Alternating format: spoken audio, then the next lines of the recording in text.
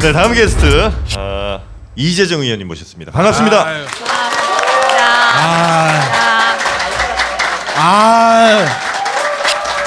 정말 요즘 가장 핫한 분이 아닌가 싶습니다. 그리고 오늘 같은 날 이분이 우리에게 또 큰 위로가 됩니다. 사실 네.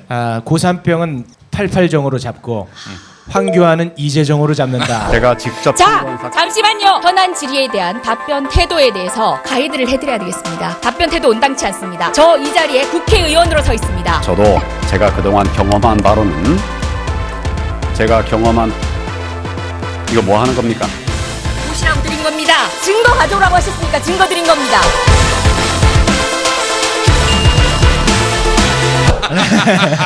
오늘 같은 날 이분이 존재한다는 거 저로서는 약간의 또 위로가 됩니다. 네. 예, 칭찬인지 뭔지 모르겠지만 그 외 의정 활동도 아주 훌륭합니다. 네. 너무 그런 것만 강조하지 마세요. 정말 훌륭한 법안을 많이 내셨습니다. 어디서 짜왔구만. 그런 걸 짜와. 아니 먼저 양해 말씀 드려야 될 것 같은 게 제가 감기 걸렸어요. 그래서 원내 대변인인데 지난주에 한 주 동안 브리핑을 못할 정도로 목소리가 안 좋다가 지금 그나마 조금 나아졌는데 제가 방송 도중에 코를 푼다든지 눈물을 클로즈업을 닦는다든지 해주세요, 양해를 클로즈업. 부탁드리겠습니다. 네. 눈물 같은 건 저희도 좋아합니다. 예, 그래요? 눈물은 언제든 저 하셔도 되게 저희가. 잘 우는데. 잘 알죠. 예. 근데 치마 좀 염해주시면 안 돼요? 옆으로 뱃살 보여요. 아주 더러워 죽겠습니다, 진짜. 아니 손님 초대하셨으면 그 정도 예의는 갖추셨으면 아니 왜 하시긴 해요. 이러세요? 우리 저 이재정 의원님은 변호사입니다. 저분의 변호사입니다. 예. 이 얘기 인연이 참 그럼요. 있으시죠? 예. 맞다. 엄청난 사건을 이제 맡아주셨어요. 제가 예전에 어떤 한 극우 인사가 이제 제 트위터에다가 뭐랄까 하여튼 저를 비난하는 글을 써가지고 제가 거기다 댓글을 달기를 부디 하세요라고 썼는데 담당 변호사셨습니다, 여러분. 야, 그런 천박한. 아니 한번 상상을 해보세요. 저는 그 말을 태어나서 지금까지 단 한 번도 해본 적이 없어요. 근데 변론을 하려면 이거는 그 단어를 써야 됩니까? 단어를 써야죠. 근데 욕이 아닙니다. 이런 걸 내가 말하기를 저하는 순간 이 욕이 되는 거예요. 그러니까 자연스럽게 얘기를 해야 되는데 검사도 그 전에 저하고 여검사인데 통화할 때는 그 얘기를 못 해가지고 저기 먹가세요 사건 있잖아요. 이렇게 얘기를 했어요. 근데 이제 재판정에서는 검사도 공소장을 딱 입면서 김용민은 몇 월 며칠 뭐 트위터에서 가세요라고 했다 이러는데 되게 더듬거리는 거예요. 나는 달라야 되잖아요. 그래서 제가 밤새 정말 연습했어요. 못 가세요. 지금 뭐라고 얘기하지만 그때는 그 단어를 썼어요. 그래서 굉장히 자연스럽게 그 법정에 제가 평생할 그 욕을 다 해본 거예요. 정말 자연스럽게. 예. 재밌었던 게 그 법정에 그 공판 검사도 여성, 변호사님도 여성, 그리고 판사님마저 여성. 아이고. 세 최악이다. 분들이 를 갖고 이제 막 하시는데. 이거 정말 아주 그건 녹화를 했어야 했다. 야, 진짜 재미는 있었겠다. 정말 재밌었습니다. 그 이후부터 의뢰인 가려가면서 그래요. 근데 결국 인권 변호사십니다. 인권 변호사. 그래서 결론이 어떻게 났어요? 결국 이기셨죠? 벌금 30만 원의 선고유예로 끝났습니다. 벌금 30만 원에 다시는 안 까는 조건으로. 근데 좀 죄송한 면이 있었어요. 그러니까 저는 어쨌든 간에 표현의 자유를 존중해야 되고 고발하고 고소하는 거에 대해서는 좀 많이 말렸던 입장이거든요. 그런데 사실 그분도 이 사람을 욕했어요. 우리 김용민 엄마를 욕했는데 김엄마를 욕했는데 그걸 고소를 하고 맞고소가 되고 서로 취하가 되면은 좀 손쉽게 해결이 되는 상황이었는데 저는 그렇게 표현에 대해서 우리는 표현의 자유를 형사처벌하는 것에 동의하지 않으니까 고소하지 마시라고 말렸어요. 그런 그래요? 의미에서는 어떻게 보면 피할 수 있었던 전과인데 그런 대의에 동참하셔가지고 그 전과를 남기신 셈이 로 생긴 정관데 그 뭘 이렇게 의미를 부여하십니까? 과찬했네요. 제 인생 최대 5점. 최고의 의뢰인들이었습니다. 정말 할 말 많습니다. 근데 이런 이제 사건들을 많이 하시면 아무래도 변호사면 그래도 돈이 좀 많을 것이다 이런 생각들을 할 텐데 거의 돈 되는 사건 많이 못 하셨겠네요, 그죠? 아직 돈 주신 적 없죠? 빨리 돈 내요. 아니 그 계산이 안 됐습니다. 아니 저 공직자 재산 신고를 했는데 끝에서 10위 안에 들었어요. 근데 저는 그러고 싶지 않아서 가난해 보이고 싶지 않아서 심지어 이제 제가 부동산이 없진 않거든요. 공시지가로 신고를 하라는 거예요. 그래서 제가 실거래가로 하면 안 되겠냐고. 제발 실거래가로 해주게 더 나간다고. 근데 왜 굳이 그렇게 하시려고 그러냐고. 근데 공시지가로 하라고. 그래서 여기 설명드리고 싶은 말씀은 실거래가로 하면은 그래도 10위는 벗어날 수 있는 정도의 자력은 있습니다.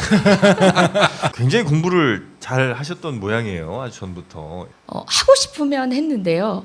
그냥 제가 하고 싶지 않은 공부는 하지 않았어요. 그러니까 다시 얘기해서 정규 수업은 들었는데 보충 수업과 야간 자율학습은 저의 인성을 방해하는 거라고 생각해서 전 정시 출근을 했어요. 그래서 남들 보충 수업할 때 고등학교 때요? 예, 수업을 안 들어서 선생님들이 특별 관리하시고 그러긴 했어요. 저 사법시험 합격했을 때는 학교 와서 강연 한번 하라고 그래서 제가 못 가겠다. 학교 너무 힘든 기억밖에 없고 또 민망하고 이런 것 때문에 가서 뭐 되게 출세한 양 그러는 거 우습잖아요. 그랬더니 네가 맨날 모범생이고 그런 거 같으면야 나도 안 부른다.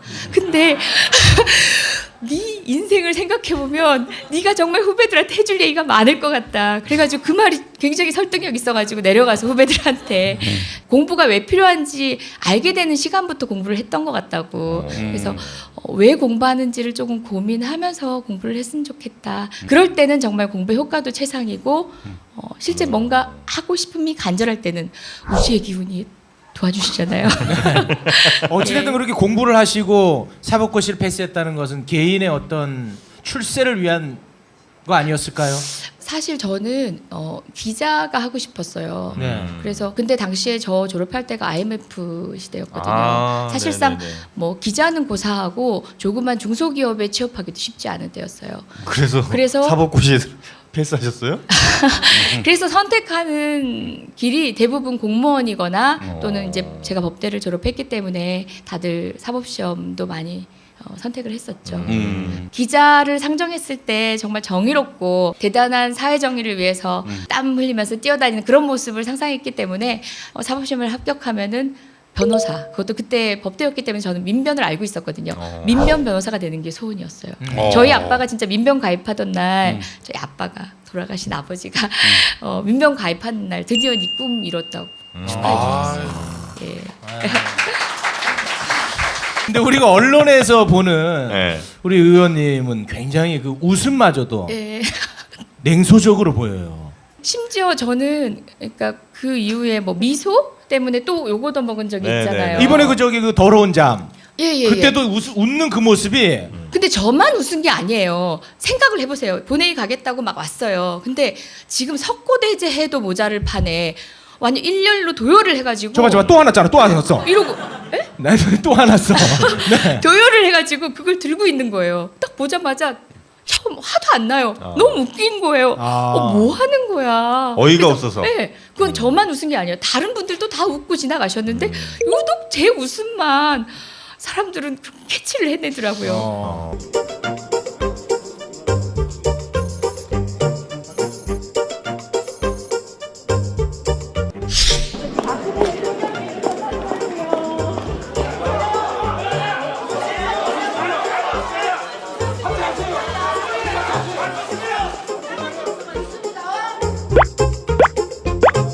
아니 그게 너무 웃기고 또 다 아는 의원님들이니까 아니 박근혜 대통령부터 사퇴하라고 하세요 이러고 그냥 이야기 건네듯이 하고 쓱 들어갔는데 그게 어떻게 또 이렇게 캐치가 돼서 우리 미디어가 저는 이제 좀 반성해야 될 부분 중에 네. 하나가 여성 이 젠더 문제에 대해서 좀 심각하게 무지한 사람들이 많습니다.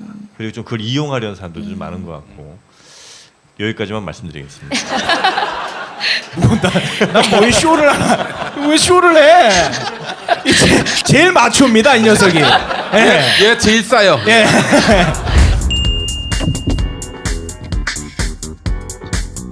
본격적으로 마마이스 시작하도록 하겠습니다. 네. 남자친구는 있으세요? 우리 맘마이스는 그런 데거든요. 파파이스랑 좀 달라요. 결혼하셨어. 아 잠깐 제가 대답을 하려고 그랬는데 네. 예, 남자친구 있는지 없는지 여기서 밝힐 수가 없다고 얘기하려고 그랬죠. 우리 신랑이 볼까봐. 남편 있어도 남자친구 있을 수 있죠. 그건 형의 삶이고. 그러니까 제가 위트 있게 대답한 걸로 이렇게 편집 쫙 해주시면 좋겠어요. 이런 얘기 되게 구질구질해지잖아요. 지금 얘기. 언론 탄압입니다. 의원님은 국민 TV에서 예. 남편을 만났던 얘기를 들었거든요. 아, 예, 바로 이제 이 공간에서 근데 어떻게 누가 먼저 대시한 거예요? 기억도 안 납니다. 에이, 말도 안 돼. 3년 전 얘긴데. 자, 증언하세요. 우리 저 김영민 PD님. 아 나도 몰랐어요. 어느 날 갑자기 청첩장을 들고 오는데 청천벽력 같은 그런 청첩장을. 지금 어떻게 금슬은 괜찮으신 거죠? 기억이 안 납니다. 아 오늘 싸웠나 보네. 아니, 애기 얼굴도 가물가물해요. 아유. 애기가 이제 일찍 자잖아요. 그리고 제가 거의 뭐 12시가 다 돼서 집에 들어가고 그러면 애기 얼굴을 못 봐요.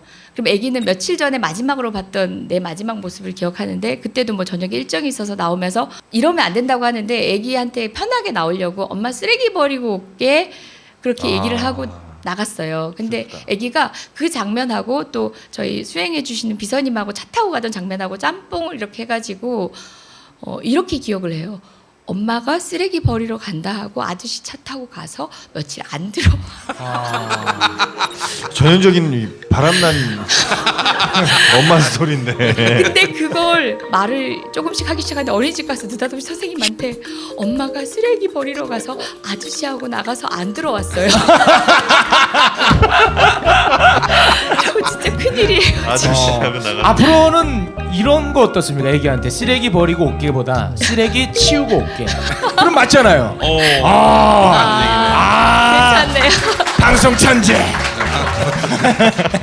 저 이번에 그 안희정 지사 네. 그 논란이 좀 있지 않았습니까? 네. 같은 당원으로서 그걸 어떻게 바라보십니까? 정치적 언어라는 게 늘 그렇게 선명하게 나오진 않더라고요. 그분만이 아니라 예, 다른 곳에서도 그것을 어떻게 해석하고 또 어떻게 이야기하는가에 따라서 그 자체가 또 파장이 있다 보니까 사실 제가 어떤 얘기를 거들긴 쉽지 않긴 해요. 그런데 한 가지 분명한 점은요. 안희정 지사, 그다음에 이재명 시장, 문재인 우리 전 대표님 이렇게 세 분 모두 어떻게 보면 민주당에서 가장 다양하게 후보의 정체감을 정말 선명하게 드러내면서 정말 멋진 경선을 치르고 있다고 생각해요. 그러니까 이만큼 행복했던 적이 있나 싶어요. 그걸 통해서 국민들은 어떤 분을 선택하든 간에 우리가 지향해야 되는 가치나 정책에 대해서 알 수 있는 선거가 됐어요. 사람들은 일부 조금 부정적인 측면이 좀 부각돼서 그 경쟁들 때문에 막 다른 사람을 배타적으로 보고 이런 경선 과정 자체가 우리한테 데미지다 한 사람도 있겠지만 저는 이번만큼 이 세 명이 뚜렷한 정책적 차이를 통해서 그렇다면 우리가 어떤 정부를 통해서 어떤 정책을 풀어가야 되는가 그냥 진보적인 정책만으로 되는지 아니면은 정말 우리의 반쪽인 저 보수를 껴안으면서 어디까지 타협할 수 있는지를 우리가 고민하게 만들었잖아요. 네. 이런 선거 처음인 것 같아요. 본인은 어느 쪽입니까? 여러분들이 추측해 보십시오. 저는 더불어민주당 원내대변인으로서 민주당 공무원을 맡고 있습니다. 정치적 중립을 지키고 있습니다. 법안을 정말 좋은 걸 많이 내셨는데 그 중에 제가 좀 집중했던 게 돈 받고 집회 나가면 형사처벌하는 법안. 요거 아주 적시타. 이게 근데 사실 어떻게 들으면 굉장히 좋아 보이기도 한데 어떻게 들으면 굉장히 좀 위험할 수도 있는 거 아닙니까? 내가 돈 받고 나가건 무슨 이유로 나가건 그걸 형사처벌한다는 거 이게 가능한 건가? 저는 이 법안에 대해서는 사실 뭐 시의성은 있었지만 엄밀하게 고민이 없었던 건 아니에요. 왜냐하면 저는 집시법의 표현의 자유를 존중하는 입장에서 네. 집시법 안에 이런 규제 법률이 들어가는 자체에 대해서 저는 이견을 가지고 있거든요. 네. 그럼에도 불구하고 돈으로 결국은 그 우리 국민들의 의사를 왜곡하는 방식으로 작동할 때는 그 역시도 집회의 자유를 네. 결국은 돈으로 왜곡하고 억제는 거잖아요. 그런 억제는 것에 대한 적절한 제재는 필요하겠다고 했고 돈을 받고 참석한다고 해서 참석자가 처벌되는 게 아니라 네. 그 돈을 주면서 그런 식으로 의사를 왜곡하려고 했던 사람을 처벌하는 거예요. 상품권은 어떻게 됩니까? 짜증나 또 짜증나. 그래서 충분히 그런 악용될 위험성에 대한 고려는 했고요. 받은 사람한테는 과태료를 부과할 수 있는 법안을 또 저희 당 정책위 차원에서 윤호중 의원님이 내시기도 했거든요. 그러니까 받은 돈의 몇 배. 이렇게 준 사람은 해서. 형사처벌, 받은 사람은 과태료. 그렇죠. 본인이 받았던 것을 이제 내도록 하는. 네. 그런 방식의 합리적인 조정이 충분히 있는 내용입니다. 그냥 듣기에는 뭐 돈 받고 집회 나가면 처벌된다 이런 식으로 지금 통용이 되고 있는데 실상의 내용을 들여다보면은 혹여나 악용될 수 있는 소지들은 다 줄였습니다. 네네. 네. 제가 그러면 저 기분을 좀 풀어드리는 의미에서 네. 퀄리티 있는 질문 하나 하겠습니다. 준비되어 있는 법안 발의 어떤 것들이 있을까요? 사실 준비되어 있는 법안 개수 중요하지 않아요. 지금 제가 가장 여러분한테 말씀드리고 싶은 법안이 아까 얘기했던 소방관 눈물 닦아주기 법안이거든요. 그러니까 소방관 하면은 화재 현장에서 이렇게 그을린 복장으로 나와서 컵라면 먹던 사진 떠오르시잖아요. 네. 정서적으로 공감이 가고 우리 국민이 존경하는 직업 1위래요. 네. 근데도 불구하고 내 아들이 한다면 극구 말릴 직업이에요. 아. 어려운 직업이고 위험한 직업이기도 하지만 지금 현재 처우가 굉장히 열악한데 이게 예산이 안 돼서 그냥 열악한 수준이 아니라 소방관의 직위 자체가 이원화돼 있어요. 그렇다 보니까 지방 정부 같은 경우는 이제 지방직 같은 경우는 지방 정부 상황에 따라서 그러니까 가난한 정부 지방 정부일 네네네. 경우에는 예산 지원이 충분히 못 되다 보니까 소방관이 장비를 구입해 쓴다라는 얘기 들으셨잖아요. 그런 사태까지 오는 거예요. 이게 누구의 피해로 오냐면은 우리 국민들의 피해로 와요. 그러니까 뭐 재정이 충분한 그 자치구의 주민들은 안전을 충분하게 보장받고 그렇지 못한 주민들은 안전에 있어서도 소외받아야 되는 거잖아요. 그래서 일원화시키는 법안이고 그리고 또 처우와 관련된 각종 내용들도 담고 있고요. 저희 당에서는 지금 현재 뭐 대선 공약으로 하려고 밀고 있는데 여러분도 관심 많이 가져주시고 이게 국민적 동력이 없으면 법안화가 통과되는 게 쉬운 게 아니거든요. 뭐 국회 선진화법이니 이런 얘기를 하기 이전에도 법이라는 게 의원들이 만들어내면 다 통과될 것 같지만 이 제출되는 법안들을 통과시키는 일은 정말 더 어려운 일이에요.